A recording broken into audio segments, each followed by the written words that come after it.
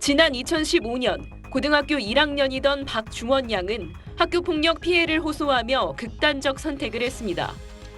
페이스북에 폭로, 주원이를 조롱하는 폭로글, 그리고 뭐 주원이가 막 콜딱 젖어서 오고 사이버 테러가 벌어지고. 딸을 대신해 사과를 받겠다며 소송을 시작한 유족. 이듬해 학교 법인과 서울시 교육청, 가해 학생들을 상대로 손해배상 소송을 냈습니다. 1심 재판부는 이들 중 가해 학생 부모 1명에게만 책임이 있다며 지난해 일부 승소 판결을 내렸고 유족은 이에 불복해 항소했습니다. 그런데 좀처럼 진척이 없는 소송 진행 상황을 확인하러 최근 변호사를 찾아간 유족은 황당한 답변을 들었습니다. 변호사가 재판에 참석하지 않아 항소가 취하됐다는 겁니다. 한 번은 자기가 거기 갔는데 법원 앞에서 쓰러져서 못 갔고, 두 번째는 날짜를 잘못 적어놔서 못 갔대요. 저한테 겁이 나서 말을 할 수가 없었답니다. 민사소송법상 재판 양쪽 당사자가 3차례 연속 출석하지 않거나 출석하더라도 변론하지 않으면 소송을 취하한 걸로 간주하는데 변호사가 재판에 3번 연속 참석하지 않은 겁니다. 머리에 벼락이 뚫어진 것 같았습니다. 이 사건이 어떤 사건인데 내가 8년을 어떻게 견디오고 있는데 이 사건 하나만 바라보면서. 해당 변호사는 조국 흑서 저자로 SNS 등에서 활발히 활동해온 권경애 변호사입니다. SBS는 권 변호사의 설명을 듣기 위해 여러 차례 통화를 시도했지만 전화기가 꺼져 있었고 사무실 문도 잠겨 있었습니다. 항소가 취하되면서 유족이 더 이상 법적 절차를 밟을 길도 사라져버렸습니다. SBS 하정현입니다. 고 박주원 양 유족의 손해배상 소송 2심 재판에 3차례 불출석해 항소 취하란 결과를 초래한 권경애 변호사. 권 변호사는 이 사건 1심도 대리했는데 1심에서도 2차례나 재판에 출석하지 않은 것으로 확인됐습니다. 2020년 8월과 2021년 10월 각각 불출석하면서 재판부가 기일을 변경했습니다.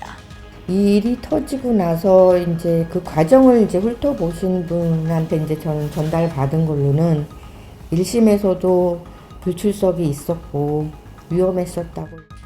오늘에서야 권 변호사와 연락이 닿은 유족은 책임지는 모습을 보이라고 당부했습니다.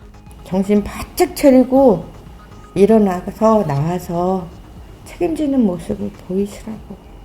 자신이 지금 할 수 있는 게 없어서 나와서 기자님들한테 드릴 말씀이 없어서 못하고 있다고 했어요. 권 변호사는 SBS 취재진에 보낸 메시지에선 죄송하다, 드릴 말씀이 없다, 어머님과 대리인 측과는 연락을 이어가고 있다는 입장을 짧게 전했습니다. 대한변호사협회는 본격적인 징계 논의를 시작했습니다. 우선 다음 주 월요일 상임이사회에서 권 변호사 징계 절차, 직권 개시 여부를 정하는데 절차가 시작되면 권 변호사는 징계조사위원회에 넘겨지게 됩니다. 당사자 소명을 듣는 등의 절차 뒤 징계 수위가 정해집니다. 법조계 안팎에선 의뢰인의 피해 정도가 큰 만큼 중징계 가능성도 전망되는데 최고 수위론 변호사 활동을 못하게 되는 영구제명 결정까지 내려질 수 있습니다.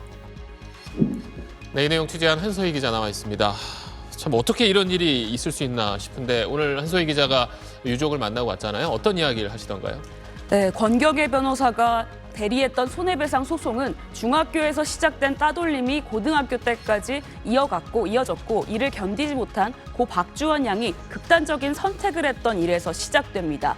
교육청과 경찰 조사, 행정 심판에 걸쳐 손해배상 소송까지 긴 과정을 감내해온 유족은 변호사 한 사람을 비난하는 일로 끝나선 안 된다고 말했습니다. 들어보시죠.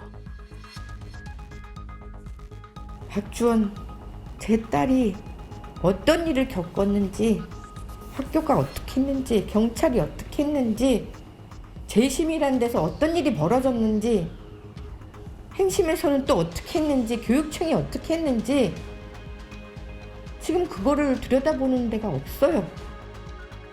네, 참 우리 사회가 새겨들어야 할 내용이 많은데 그럼 어쨌든 좀 이제 피해자의 억울함을 풀어줄 수 있도록 다시 좀 재판을 이어갈 수 있는 방법은 없는 겁니까? 그 1심에서 변호사가 3회 출석하지 않아서 소송이 취하됐으면 다시 소송을 낼 수가 있습니다. 하지만 2심에선 다릅니다. 항소 취하로 간주돼서 1심 결과가 그대로 확정됩니다. 남은 방법은 재심뿐인데 민사소송법은 재심 사유를 엄격하게 규정하고 있습니다. 증거가 위조됐거나 판사가 직무에 관한 범죄를 저질렀을 때 등입니다. 법률 대리인이 업무를 잘못한 경우에 대해선 규정돼 있지 않은 만큼 재심 가능성은 현실적으로는 크지 않아 보입니다. 아무리 그래도 어쨌든 믿고 맡겼던 변호사 때문에 이런 일이 생긴 건데 그럼 뭔가 피해를 좀 배상받을 수 있는 방법은 없는 겁니까? 그 남은권 권 변호사에게 유족이 손해배상 소송을 내는 방법이 있습니다. 실제로 유족도 소송을 준비 중이기도 하고요. 하지만 이 역시 몇 년이 걸릴지 기약할 수 없고 유족에게 또 한 번에 엄청난 고통을 주는 일이 될 겁니다. 때문에 권 변호사의 책임 있는 자세가 필요하다는 목소리가 나옵니다. 학교폭력 피해자 고 박주원 양 유족을 대리한 권경의 변호사의 거듭된 재판 불출석으로 유족은 상급심의 판단을 받아볼 수 있는 기회를 날렸습니다. 지난해 1심에서 자백한 걸로 간주돼 유일하게 5억 원의 배상 책임을 지게 된 학부모 A씨는 판결에 불복해 항소했습니다. 항소심에선 A씨에게 배상 책임이 없다는 선고가 내려졌는데 권 변호사는 재판에 나가지 않은 건 물론 항소심 판결문을 받고도 유족에게 알리지도 기한 내에 상고도 하지 않아 뒤집힌 판결은 그대로 확정됐습니다. 1심에서 배상 책임이 인정되지 않은 다른 19명을 상대로 한 유족의 항소 역시 권 변호사의 3차례 불출석으로 취하 처리가 돼 패소한 1심 판결이 확정됐습니다. 결국 유족은 배상을 받기는커녕 패소에 따라 상대방 소송 비용까지 물어줘야 하는 처지가 됐습니다. 대한변호사협회는 엄중한 사안으로 인식한다며 권 변호사의 조사위원회 회부를 준비하고 있다고 밝혔습니다. 권 변호사는 연락 두절 상태인데 자신이 임의로 정한 9천만 원을 3년에 걸쳐 유족에 갚겠다는 각서를 쓴 걸로 전해졌습니다. 합의하고 쓴 게 아니라 그냥 본인 일방적으로 써서 줬다는 이제 입장이시거든요. 유족은 권 변호사를 상대로 한 손해배상 청구 소송을 검토하고 있습니다. 소송 피고였던 서울시 교육청은 소송 비용 회수 포기를 전향적으로 검토할 예정이라고 밝혔습니다. SBS 김상민입니다. 대한변호사협회가 권경의 변호사에 대한 직권조사를 결정했습니다. 변협 자체 조사와 권 변호사의 소명을 듣는 절차에 이어 외부 인사가 참여하는 징계위원회에서 최종 징계가 결정됩니다. 변협은 중징계 가능성을 시사했습니다. 이 정도 사안이면은 정치도 충분히 가능할 수 있는 사안이고 다른 비난 가능성이 있는 잘못된 행위가 드러난다고 하면은 정직 이상의 당연히 더 강경한 징계가 될 수도 있는 것이고. 변협은 또 조국 흑서 발간과 SNS 등 대외 활동에 활발했던 권 변호사 사례에 재발을 막기 위해 사회 활동과 정치 활동을 겸하는 변호사들이 본업인 송무에 소홀하지 않도록 윤리 교육을 강화하겠다고 밝혔습니다. 권 변호사는 SBS 취재진에 자신의 어떤 사정도 이해를 구할 수 없는 사안으로 변명을 늘어놓는 것도 주원이와 어머님께 도리가 아닌 것 같다면서도 징계 절차 착수에 대한 입장 등을 묻는 구체적인 질문엔 말을 아꼈습니다. 고 박주원 양 어머니 이기철 씨는 권 변호사가 지난 토요일 밤 뜬금없이 자신에게 고맙습니다라는 문자 메시지를 보내왔다고 밝혔습니다. 이 씨는 이번 주 안에 권 변호사를 상대로 손해배상 소송을 낼 예정인데 소송 결과는 자신에겐 아무런 의미가 없다며 다만 법조인의 잘못에는 왜 항상 그토록 관대한지 재판부의 판단을 확인하기 위한 거라고 강조했습니다. SBS 한소희입니다. 고 박주원 양 어머니 이기철 씨는 권경의 변호사와 소속됐던 법무법인 등을 상대로 한 2억 원의 손해배상 청구 소송 소장을 내며 크게 5가지 이유를 담았습니다. 30여 장 분량의 소장에는 권 변호사의 1심과 항소심 재판 불출석 말고도 이 씨가 그동안 몰랐던 사실이 추가로 담겼습니다. 권 변호사가 항소심 피고 목록에서 서울시 교육청을 의미하는 서울시를 누락했던 겁니다. 항소를 해보니까 빼먹었더라고요. 1심에만 있었던 거예요. 어이가 없는 거죠.